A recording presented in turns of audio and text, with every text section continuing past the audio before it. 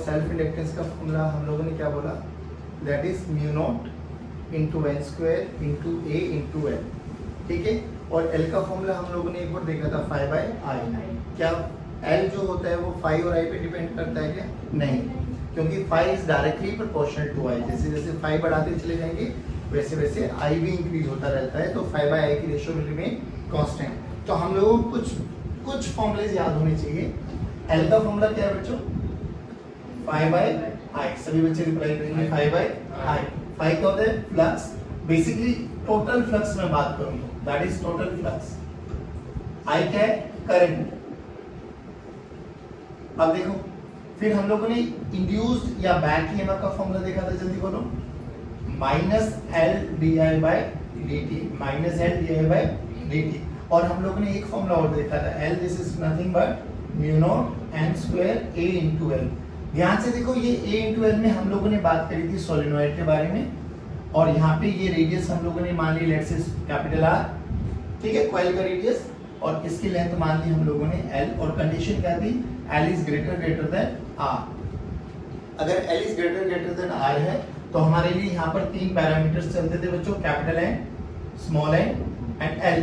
L तो length of the solenoid हो गया, कैपिटल एन है टोटल नंबर ऑफ टर्न्स, और छोटा एन क्या होता है?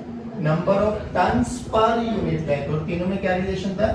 Number of turns per unit length. जल्दी बोलो, तीनों में क्या रिलेशन था बच्चों? Capital N this is equal to small N into L. ये याद रखना है आपको, ठीक। यहां से एक रिलेशन ये देखो, जो सेल्फ इंडक्टेंस होता है किसी भी कॉइल का, क्या वो मीडियम पे डिपेंडेंट है? यस। क्या वो उसकी कॉन्फ़िगरेशन पे डिपेंडेंट है? यस। बेसिकली क्या उसकी नंबर ऑफ टर्न्स है, क्या उसका एरिया ऑफ क्रॉस सेक्शन है, क्या उसकी लेंथ है। ध्यान से देखने वाली बात है, एरिया इनटू लेंथ क्या होती है? वॉल्यूम। सारे बोलो वॉल्यूम। तो L का फॉर्मूला एक और हो जाएगा, mu naught into n square into v। v is what? Volume. चलो अब देखो, ये जो इंडक्टर है ना बच्चों, जैसे हम लोगों ने रेजिस्टर पढ़ा है, रिप्रेजेंटेड बाय R, सिंबल ये होता है। कैपेसिटर रिप्रेजेंटेड बाय ये, सिंबल ये रहा। और अब एक और नया पैरामीटर आ गया, दैट इज L, इंडक्टर, ठीक है। याद करो, हम लोगों ने सर्किट थ्योरी पढ़ी थी। सर्किट थ्योरी पढ़ते हुए हम लोगों ने क्या बोला था कि किसी भी सर्किट में आपका R भी लगा हुआ हो सकता है, आपका C भी लगा हुआ हो सकता है, आपका L भी लगा, अब L भी लगा सकते हैं हम लोग। अब L लगाते हुए हम लोगों ने क्या किया था? पोटेंशियल डिफरेंस निकालना सीखा था ना, 2 पॉइंट्स के बीच में। यहाँ पे भी लगा सकते हैं हम लोग, जल्दी बोलो। मान लो यहाँ पर आपके पास एक इंडक्टर लगा दिया गया है, एक रेजिस्टर लगा दिया गया है, एक ये हमारे पास बैटरी लगा दी गई है, और ये हमसे बोला गया A और ये वाला पॉइंट है B, और यहाँ पे करंट फ्लो कर रहा है लेट्स से 2 एम्पियर, और यहाँ पे di/dt का रेशियो, di/dt हमें गिवन है बच्चों -1 एम्पियर पर सेकंड। यहाँ पे L की वैल्यू हेनरी, यूनिट हेनरी होती है, मान लो इसकी 2 हेनरी है, और यहाँ पे 2 ओम है इसका रेजिस्टेंस, ये मान लो 10 वोल्ट है। हमसे बोला गया find out potential difference between A and B। पहले बताओ, ये जो di/dt है ये नेगेटिव है, ये मतलब क्या है? di/dt नेगेटिव का मतलब बढ़ रहा है या घट रहा है? बढ़ेगा या घटेगा? बढ़ेगा या घट रहा है?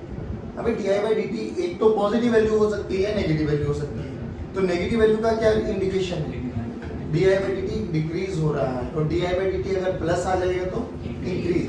अब सोचो, अगर di/dt घट रहा है, ऐसे समझ के चल कि मेरे पास ये एक कोई भी एक डिवाइस थी, ठीक।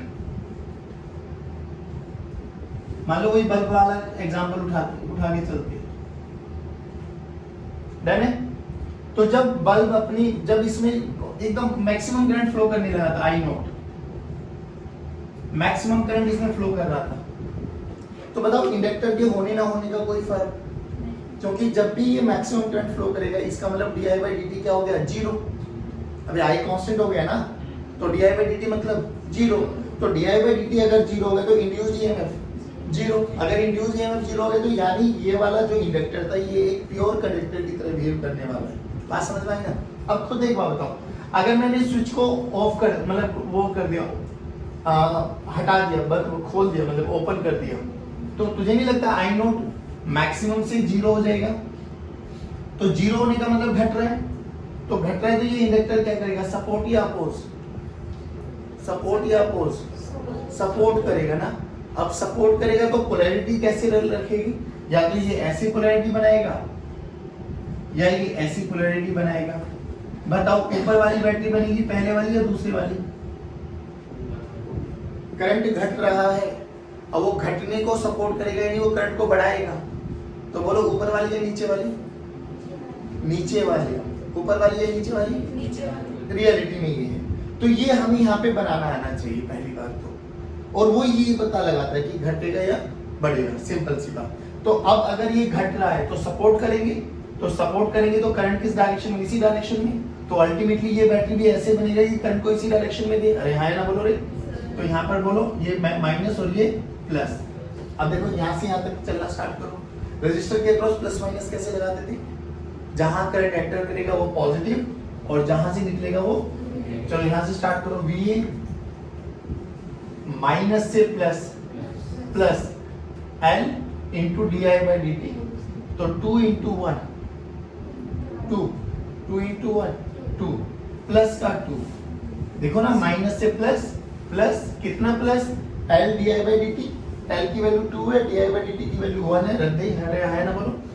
यहाँ से प्लस से minus I into R, I की वैल्यू 2 है, R की वैल्यू 2 है तो 4, प्लस से माइनस 10 कहाँ पहुंचे? तो VA माइनस VB अपन को निकालना है, निकाल लो बेटा। VA माइनस VB कितना आगे बच्चों? 14 माइनस 2 12, नहीं आया बच्चों। अब देखो, अब बच्चों को ना थोड़ा सा मतलब वो रहता है कि सर ये अगर देखो इसकी पोलैरिटी अगर आप लोगों ने गलत चूज कर ली तो आंसर गलत आ जाएगा। अब इसकी है ना एम्बिग्यूटी को दूर करो। आप सोचो ही मत, क्या करो? करंट की जिस भी डायरेक्शन में करंट एंटर कर रहा है ना उस डायरेक्शन को प्लस माइनस मार्क करो, जैसे रजिस्टर के केस में करते थे। जैसे कि करंट एंटर कर रहा है तो ये प्लस और ये भी प्लस और ये, और बैटरी में तो कोई प्लस माइनस का लोड है ही नहीं, तो लगाओ वहां पे VA प्लस से माइनस L di/dt। अरे हाँ ना बोलो।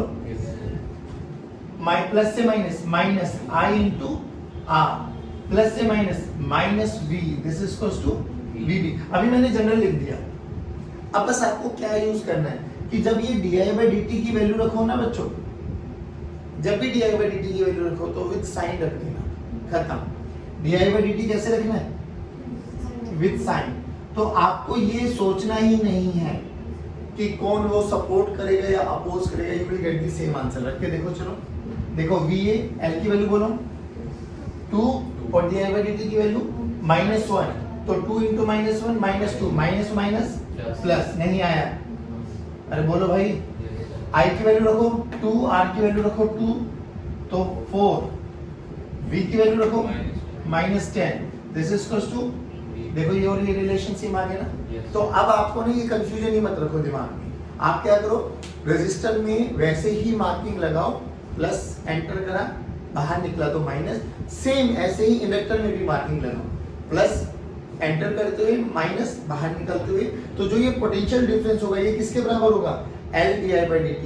तो बस याद क्या रखना है कि L di/dt का यूज करते हुए di/dt को कैसे रखना है? With sign. एक और क्वेश्चन दे दो, जल्दी जल्दी सब बच्चे निकालेंगे फटाक से। आओ बच्चों जल्दी। एक इंडक्टर है हमारे पास, एक रेजिस्टर है हमारे पास, एक बैटरी है हमारे पास। This is point A, this is point B। ये हमारे पास 3 हेनरी का है, ये हमारे पास 2 ओम का है, ये हमारे पास 8 वोल्ट का है, और यहाँ पे di/dt की वैल्यू है बच्चों 1 ampere per second, 1 ampere per second, और करंट हमारा फ्लो कर रहा है 1 एम्पियर। जल्दी find out the potential difference between A and B। Energy stored in inductor. चलो भाई एक बार थोड़ा सा कैपेसिटर को रिकैप करो जल्दी। कैपेसिटर में एनर्जी का फॉर्मूला क्या बोला था? जल्दी जल्दी जल्दी। Potential energy in capacitor 1/2 CV²। अरे हाँ ना बोलो। C का फॉर्मूला क्या बोला था? Epsilon not A/d। अरे हाँ ना बोलो बच्चों। रखो यहाँ पर 1/2 into epsilon naught into A/d into V का स्क्वायर। ध्यान से देख, V क्या होता था? Potential difference. पोटेंशियल डिफरेंस को E की टर्म्स में क्या लिखते थे?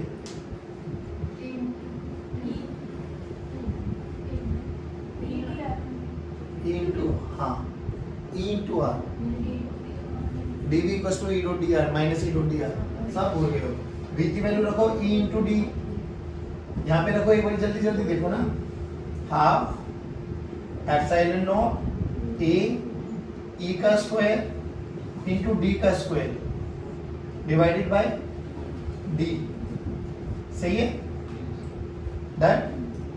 तो ध्यान से देख, इसने इसको मारा, अब ध्यान से देख, area into separation, area into basically volume, तो U का फॉर्मूला देखो, U divided by V, U जो यहाँ पे वॉल्यूम बनी ना उसको डिवाइड कर दिया। ये टर्म एक ऐसी होती है जिसको हम बोलते हैं एनर्जी डेंसिटी। क्या बोलते हैं बच्चों? Energy density. Energy density represented by small u। कुछ फॉर्मूला देखो बस ध्यान से, 1/2 epsilon not E square, that's it, 1/2 epsilon not E square. ये कितना वर्सेटाइल फॉर्मूला है ना, ये इसकी बहुत इंपॉर्टेंस कराई थी आप लोगों को इलेक्ट्रोस्टैटिक्स में, कि अगर कहीं पर भी किसी भी स्पेस में हम लोगों को एनर्जी डेंसिटी पता लग जाए, उसको किससे मल्टीप्लाई कर दो, वॉल्यूम, तो हमें क्या मिल जाएगी, एनर्जी। ट्रांसलेशन था, बहुत इजीली कन्वर्जन था। एनर्जी डेंसिटी अगर मुझे पता है और वहां पे मुझे किस वाले रीजन में निकालना है उसकी वॉल्यूम अगर मुझे पता लग जाए, तो मैं एनर्जी डेंसिटी इनटू वॉल्यूम कर दूंगा तो what we will get, energy density into volume कर देंगे तो हमें क्या मिल जाएगी, एनर्जी। बात समझ में? अब जैसे अपन ने कैपेसिटर में पढ़ा था ना, सेम ऐसा ही हम लोग इंडक्टर में पढ़ेंगे, सेम। देख कैसे, एक बात बताओ, याद करो आप लोगों को हम लोगों ने करंट इलेक्ट्रिसिटी में ये कराया था, मान लो ये V है, इसमें करंट आ रहा है और यहाँ से V करंट जा रहा था, डन है कुछ, एक चार्जिंग और एक डिस्चार्जिंग, एक ने बैटरी ने एनर्जी ली, एक ने बैटरी ने एनर्जी दी, नहीं आया नहीं समझ में। अब देख यहाँ पे V इंटू आई है, तो ये पावर लेगा, ये V इंटू आई है, पावर देगा। एक पावर लेता था और एक पावर, याद है ना, पावर का फॉर्मूला क्या होता है, V इंटू आई। तो बेसिकली ये चार्ज हो रहा है और ये डिस्चार्ज हो रहा है, डन। अब इंडक्टर में कहां से आया, तो रियलिटी में इंडक्टर में भी ऐसा देखा कि जब इंडक्टर है ना, इंडक्टर बच्चों, अगर आप इसको मान लो जब इसमें करंट फ्लो कर रहा है और ये अगर गलती से कट हो जाए तो यू विल फील कि इसमें एक स्पार्क पैदा होता है।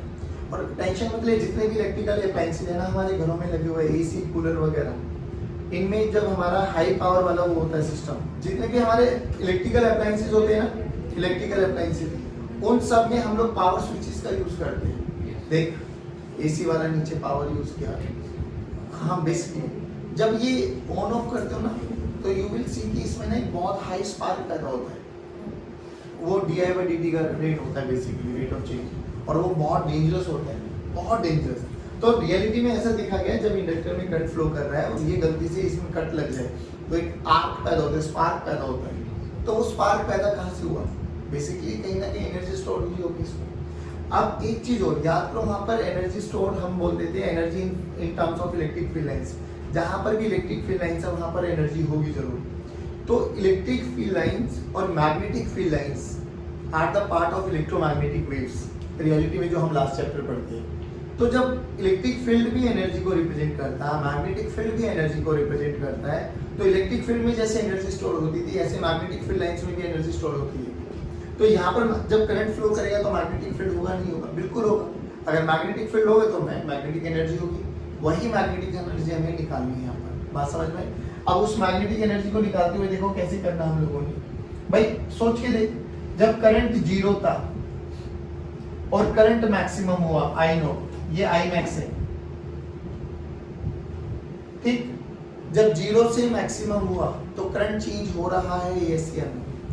अगर करंट चेंज हो रहा है तो इसमें बोल मैग्नेटिक फील्ड कितना बनता है, म्यू0 n इंटू आई, सोलेनॉइड म्यू0 n इंटू, तो I चेंज हो रहा है तो B चेंज होगा, B चेंज होगा तो फ्लक्स चेंज होगा, फ्लक्स चेंज होगा तो करंट फ्लो करेगा, और वैसे करंट फ्लो करेगा कि अपने ही कोर्स को। ध्यान से देख, इसमें करंट का इस डायरेक्शन में बढ़ना कोर्स था, तो इसने ऐसी बैटरी को इंड्यूस कर दिया, अरे हाँ ना बोलो, इस बैटरी के अक्रॉस ईएमएफ कितना है, अरे सारे बोलो ये तो इसका पोटेंशियल बना ना, इनटू आई से मल्टीप्लाई कर दो, उस इंस्टेंट पर कितना करंट फ्लो कर रहा था, लेट्स से आई, तो I इंटू L di/dt, तुम्हें नहीं लगता ये पावर होगी, भाई पावर का फॉर्मूला क्या है, V इंटू, तो यहाँ पे V की value L D I by D T, और करंट कितना फ्लो कर रहा है, I, तो यहाँ पे पावर बोलो, पावर का formula I into L into D I by D T, अरे हाँ ना बोलो बच्चों। अब पावर को हम लिख सकते हैं ना D W by D T, बोलो भाई, तो डी टी ने डी टी को, तो डी डब्ल्यू की वैल्यू देखो एल आई डी आई, क्या कर दो, इंटीग्रेट, कहां से कहां तक, ये L D I by D T कब तक होगा, जब तक करंट जीरो से कहां तक ना पहुंच जाए, आई नोट, बोले तो मैक्स, तो आई की वैल्यू जीरो से लेके आई की वैल्यू आई नोट या आई मैक्स में व्हाटएवर जो तुझे लिखना है, और यहाँ जीरो से लेके डब्ल्यू या ई जो लिखना चाहो लिख दो। डब्ल्यू का इंटीग्रेशन करेंगे तो आई विल गेट एनर्जी, तो एनर्जी को यू से भी रिप्रेजेंट किया जाता है, ई से भी रिप्रेजेंट किया जाता है, जैसे तुझे लिखना है वैसे लिख ले, U E, this is equals to बोल I D I, I square by two, अरे हाँ ना बोलो, इंटीग्रेशन में एक पावर में ऐड कर देते हैं और उसी पावर से डिवाइड कर देते हैं, तो L by two I note square by, बस आई नोट स्क्वायर, अरे हाँ ना बोलो। अब यहाँ पे देखो बच्चों, कुछ सिमिलरिटी नहीं लग रही, 1 by two C V square, 1 by two L I square, बिल्कुल सिमिलर। वहां पर कहाँ जो एनर्जी होती थी वो किस टर्म में स्टोर होती थी, in terms of electric field lines. यहाँ पर जो स्टोर होती है वो किसकी टर्म्स में होती है, in terms of magnetic field lines. एक नंबर का क्वेश्चन बना जाता है कि बताओ इंडक्टर में जो एनर्जी स्टोर होती है वो किसके रूप में होती है, मैग्नेटिक फील्ड लाइंस। कैपेसिटर में इलेक्ट्रिक फील्ड लाइंस किसके रूप में स्टोर होती है, यहाँ पर मैग्नेटिक, नहीं आया बच्चों। अच्छा मुझे एक बात बताओ, मैग्नेटिक फील्ड लाइंस, जैसे हम लोगों ने यहाँ पे एनर्जी डेंसिटी पढ़ा है, तो क्या यहाँ पे भी एनर्जी डेंसिटी पढ़ सकते हैं क्या? हाँ देखो, एनर्जी डेंसिटी का फॉर्मूला क्या होता है, energy per unit volume, energy per unit. ध्यान से देखिए यहाँ पे एल आया है, एल का फॉर्मूला आप ये भी देखा था, बोलो L this is equals to mu naught N square into V A into L, तो यहाँ पे रखो u this is equals to 1 by two L की वैल्यू रखो यहाँ पे mu naught N square into v into I naught का square. इस v को डिवाइड कर दूं, तुम्हें नहीं लगता ये एनर्जी डेंसिटी बन गई? अरे हाँ ना बोलो, करो जल्दी। तो म्यू मतलब u by v, this is energy density, क्या बना बच्चों 1 by to mu naught N square into I naught का स्क्वायर। डन बच्चों। अब एक अच्छे टर्मिनोलॉजी में बनाता हूँ, सोच इस टर्म को मैं म्यू नॉट से डिवाइड कर दूं, म्यू नॉट से मल्टीप्लाई कर दूं, कर सकता हूँ? देख ध्यान से, तो क्या बना 1 बाई ऊपर बना म्यू नॉट का square N square I naught का square divided by mu naught. याद कर इसके अंदर मैग्नेटिक फील्ड किसमें क्या होती थी, magnetic field mu naught N into I, B की वैल्यू बोलो mu naught N into I. तुझे नहीं लगता है वो देख वो बी का स्क्वायर बन गया, तो एनर्जी डेंसिटी क्या बन गई बच्चों, half B square into mu naught. नहीं आया बच्चों, वहां पर क्या था half epsilon naught into E square, वहां पर क्या है half B square by mu naught. नहीं आया बच्चों, श्योर। अब फिर वही तरीका कि अगर मुझे किसी भी स्पेस में एनर्जी डेंसिटी पता है, जो कि ये है, देख ध्यान से किन किन पैरामीटर्स पर डिपेंड करती है, हाफ कांस्टेंट है, म्यू नॉट मीडियम की प्रॉपर्टी है, बी, तो उस पॉइंट पर अगर मुझे मैग्नेटिक फील्ड पता लग जाए तो मेरा काम हो जाए। मैग्नेटिक फील्ड्स को किससे मल्टीप्लाई कर देंगे, वॉल्यूम से, तो विल गेट एनर्जी। अरे हाँ यार बोलो रे, नहीं आया समझ में, ध्यान से ऑब्जर्व करो। तो हमने जैसे क्वेश्चन पूछा था कि इनफाइनाइट शीट है जिसकी हमें 4 डेंसिटी दे दी थी, लैम्डा एम्पियर पर मीटर, बोला गया उससे एल दूरी पर एक क्यूब रखी हुई है, find the energy of a cube, find the energy of a cube. अब एनर्जी ऑफ अ क्यूब कैसे करें, क्या मुझे यहाँ पर एनर्जी डेंसिटी पता है? हाँ, एनर्जी डेंसिटी बोलो, एनर्जी डेंसिटी क्या होती है 1 by two B square by mu naught. क्या इस शीट के कारण मैग्नेटिक फील्ड पता है? हाँ, ये mu naught lambda by two independent of L है, तो कांस्टेंट है, ठीक है ना। तो यहाँ पे बी की वैल्यू रखो, तो एनर्जी डेंसिटी बोलो बच्चों 1 बाई टू बी की वैल्यू रखो म्यू नॉट का स्क्वायर लैम्डा का square by 2 into mu naught. क्या mu naught will cancel out, हमें जिस रीजन की वॉल्यूम वो निकालनी एनर्जी, क्या उसकी वॉल्यूम से मल्टीप्लाई कर दो एनर्जी डेंसिटी को, तो एनर्जी का फॉर्मूला क्या हो गया, तो 2 इनटू 2 4 ही तो हो गया। अच्छा 4 आएगा, हाँ वेरी गुड। ठीक, तो एनर्जी क्या हो गई बच्चों? एनर्जी हो जाएगा आपके पास energy density into volume of Q. Energy density का फॉर्मूला देखो, mu naught lambda square by H, energy density volume A Q by volume of a Q A Q. ये हमारा आंसर आ गया, खत्म। यानी सिंपल सी बात है, जिस भी रीजन में आपको निकालना है ना एनर्जी, वहां सबसे पहले आइडेंटिफाई करो मैग्नेटिक फील्ड, फिर उस वाले पार्ट पे क्या निकाल दो, वॉल्यूम से मल्टीप्लाई कर दो। सेम ऐसे न्यूमेरिकल्स बनते हैं जब आप लोग ऐसी वर्क में करेंगे। तो इनफाइनाइट शीट ये हो गया, इनफाइनाइट वायर में दो केस पड़े थे, होलो और सॉलिड। होलो के बाहर, सॉलिड के अंदर, याद करो सॉलिड के अंदर कितना फॉर्मूला होता था, mu naught J R by 2। बाहर क्या होता था, mu naught I by 2 pi R, है ना, सॉलिड और होलो दोनों के लिए मैग्नेटिक फील्ड लाइंस। तो वहां पर हमें किसी भी रीजन पे निकालना होता था, यहाँ पे कांस्टेंट था तो हम लोगों ने डायरेक्ट फॉर्मूला यूज कर दिया। लेकिन इनफाइनाइट वायर के कारण मैग्नेटिक फील्ड वेरिएबल है, अंदर भी और बाहर भी। याद करो ग्राफ ऐसा बनाया था आप लोगों ने सॉलिड के लिए, एंड पहले इंक्रीज करेगी फिर डिक्रीज करेगी। होलो के लिए क्या बनाया था आप लोगों ने, अंदर 0 फिर सरफेस में मैक्सिमम देन डिक्रीजेस। तो रियलिटी में चाहे अंदर करे चाहे बाहर करे, तो यू विल रियलाइज कि मैग्नेटिक फील्ड वेरिएबल है। अगर वेरिएबल है तो वहां पर हमें इंटीग्रेशन का यूज करना पड़ेगा। बात समझ में? चलिए अब हम एक और टॉपिक पढ़ते हैं। जैसे हम लोगों ने बात करी सेल्फ इंडक्टेंस, ऐसे ही हम बात करेंगे म्यूचुअल इंडक्टेंस। सेल्फ का नाम बोलो, सेल्फ क्यों पड़ा? क्योंकि याद करो करंट भी उसी में दिया, फ्लक्स भी उसी में इंड्यूस्ड हुआ, है ना। सेल्फ करंट भी सोलेनॉइड में दे रहे थे आप लोग, मैग्नेटिक फील्ड भी उसी में बना, फ्लक्स भी उसी में जनरेट हुआ, इंड्यूस्ड ईएमएफ भी इसी में हुआ, सब इसी में हो रहा था। म्यूचुअल का मतलब क्या है? अब आप किसी एक कॉइल में करंट देंगे, मैग्नेटिक फील्ड इसमें बनेगा और फ्लक्स किसी दूसरे में लिंक करने वाले। अब एक चीज हो, कई बार ना जब न्यूमेरिकल्स देखोगे आप लोग तो यू विल आइडेंटिफाई कि ना उसमें ना करंट दे ही नहीं रखा होता है, जैसे करंट मिलेगा ही नहीं आपको। कई क्वेश्चंस में देखोगे आप लोग एक सिस्टम बना के दे देंगे, वो calculate the mutual inductance of this system. अब जब ये mutual inductance of this system निकालना होता है ना, तो हम लोगों को सबसे पहले आइडेंटिफाई करना होता है कि कोई ना कोई कॉइल में करंट बहाना होता है। अब जिस कॉइल में करंट फ्लो करेगा that will be consider as your primary coil. बोलो प्राइमरी कॉइल कौन सी कॉइल?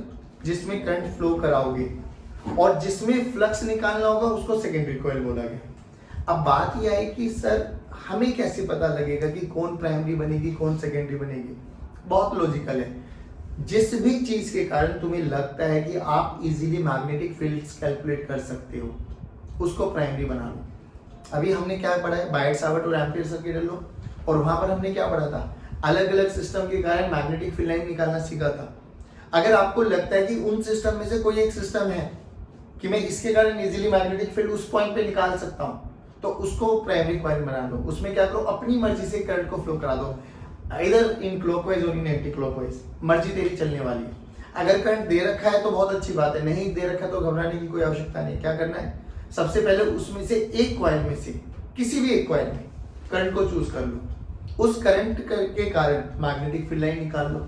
तो जब मैग्नेटिक फील्ड लाइन निकल जाएगी तो मैग्नेटिक फील्ड लाइंस इनटू उस पर्टिकुलर कॉइल का एरिया, फ्लक्स निकाल दो।